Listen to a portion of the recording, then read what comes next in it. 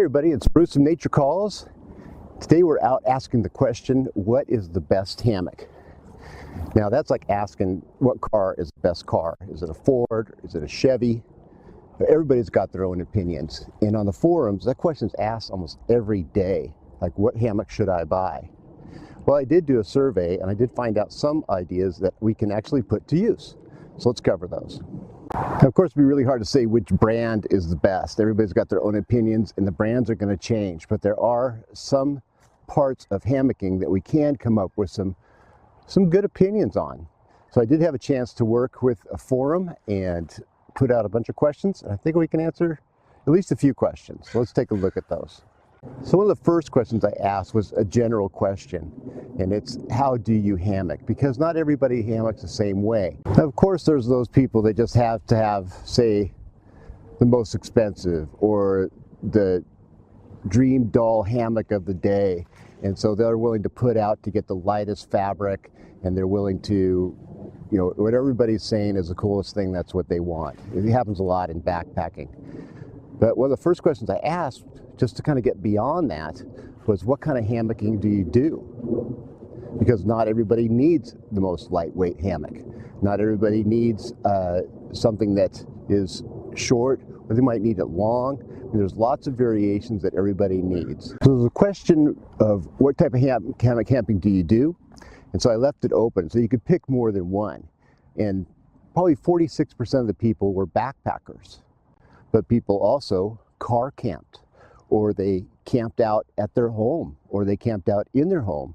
And then there was this other category that was just other, and found out that there was a lot of people that like canoeing and kayaking. So if you're canoeing and kayaking or car camping, you don't need a super lightweight one, only really if you're backpacking. If you're tall, you need a longer one, or if you're not worried about weight, then maybe you'll go for something with stronger fabric, or maybe you're a heavier person, you might want something with stronger fabric. So it really depends on where you're hammocking, but all I was shown was there's people hammocking in so many different ways, and not just one, and not just looking for that lightweight option. So now the next question I asked, and you could only answer one, what was your preferred or your favorite style of hammock? And that could either be the gathered end, which is what this is, or a bridge hammock, which is what this is, or they have these new hammocks out that are a 90-degree hammock, and then they have other hammocks which are kind of that old school kind of Mexico and Bolivia type of hammock. So when I asked, which one do you use the most, not necessarily which one do you like, but which one do you have as your favorite hammock, and 91% of the people said that they like the gathered end hammock. And I actually have a lot of gathered end hammocks. That's actually my favorite, but I do really like the bridge hammock, and I haven't tried the other ones yet. But the bridge hammock is about 8%, 91% for the gathered end, and then the other ones are the other, like the 90-degree or the old school. So now that we've discovered that the gathered end hammock is pretty much the out-and-out favorite of everybody, the next question I asked was, what length do you like? And length is very important. Length, depending on your body size and where you bend, you need to have a proper length for your hammock. What I've noticed out there is that like backpackers or the ultralighters, or someone who has a backpack before, they want to have the lightest hammock they can get. So they'll do something that's an ultralight, like this is the Grand Trunk Ultralight, just to get the lightest hammock, but it's only about 9 feet long. So me being 6 feet tall, I can use it, but it's not super comfortable. This hammock here is a 12-foot hammock. This hammock back here is a 10-foot hammock. So out of all these, what are we looking at? So most people, about 73% of the people, have a hammock this length, which is the 10 to 11-foot hammock length, which is way different than it was a few years ago when like Eno was the only kind of game in town. And a lot of the hammocks were that 10 feet being the longest they would be. Now people have found out that you go a little bit longer. So that's 73%. Now 20% of the people have gone to even longer, like this one here, which is the 11 to 12 foot length. So that's the bulk, the 10 to 11 and the 11 to 12 foot length. There's about 4% of the people that are using the 9 to 10 foot length. So you know, there's definitely starting to focus it in. People have just started playing out with the longer hammock, so maybe the 11 to 12 foot is going to come on strong, but for right now it's the 10 to 11. Now this next question actually is one of my favorites on the forums, because you'll see where people are so passionate about their answer and they just want to convince everybody. But it's, how do you lay in a gathered end hammock? Now, there's probably the most common way people start off is in line with the trees, and this is affectionately known as a banana lay. My body's in the shape of a banana. The other way is sleeping on the diagonal like this, so you offset your body a little bit.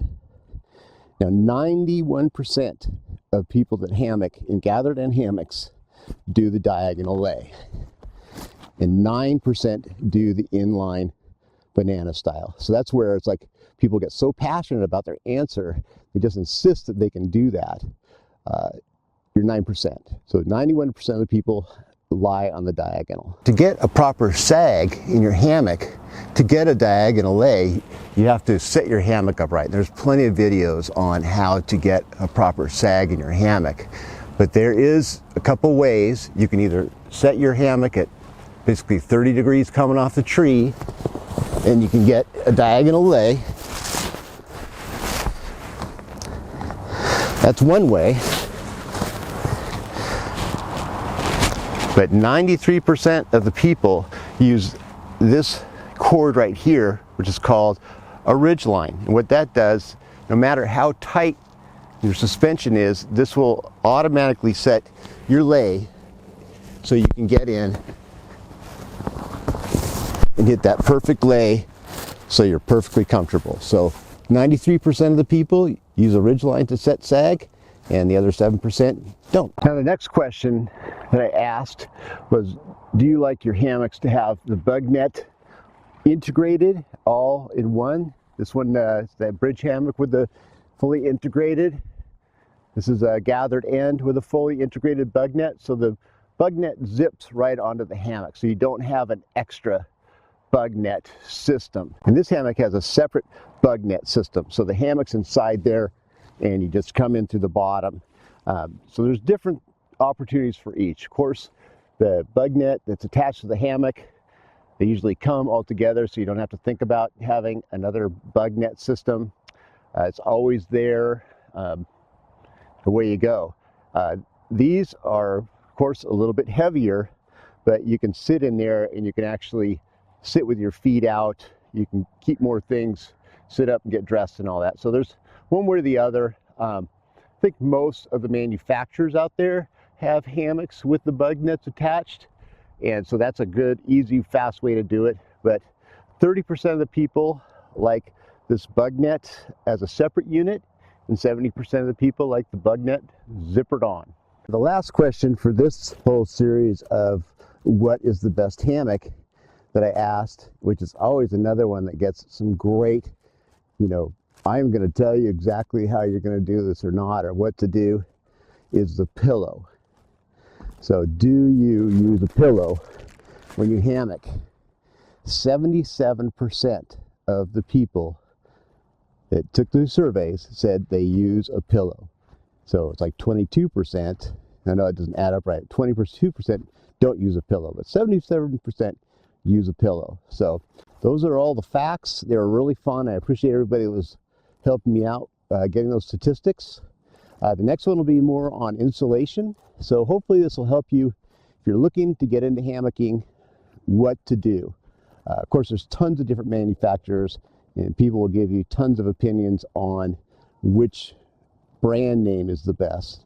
But if you want to know what people are getting in general, I hope this helps you out. So right on, time to take a nap. Hope to see you out on the trail. Bye now.